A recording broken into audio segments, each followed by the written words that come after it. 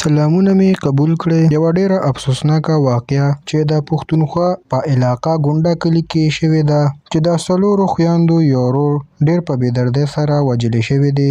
دغه هلک چې ډېر زیات خشته و، خو د غریبۍ د لاسه یې واده هم نه و کړی، او دا هم ویل کېږي چې کله به ورته مور یا پلار په کور کې د واده وویل چې رشته درله کوو، نو ده به ورته وویل چې زما د واده وخت لا نه دی، ځکه چې موږ ډېر زیات غریبانان وو. خو هغه هلک تېره ورځ ډېر په بې دردۍ سره وژل شوی دی. په خبرو کې هم راځي او ویل کېږي چې کیدای شي چې د دغه هلک یو جینۍ سره یارانه وه او د هغې د وجې دا کار شوی دی. خو کلیوال یې وایي چې دا داسې کسان نه دي او نه داسې هلک وو، بلکې د ډېر انتهایي عاجز هلک دی. د دې پلار هم ډېر ښه سړی دی او نورونه یې خپل کار سره کار ساتي، او د دې هلک هم چا سره داسې څه غلط حرکت یا بدتمیزي نه وه کړې. یقینا چې دا هلک ډېر په بې دردۍ سره وژل شوی دی. پولیسو هم په خپلو خبرو کې ویلي دي چې موږ ډېر زیات رسېدلي وو او دغه قاتل به ډېر ژر ګرفتار شي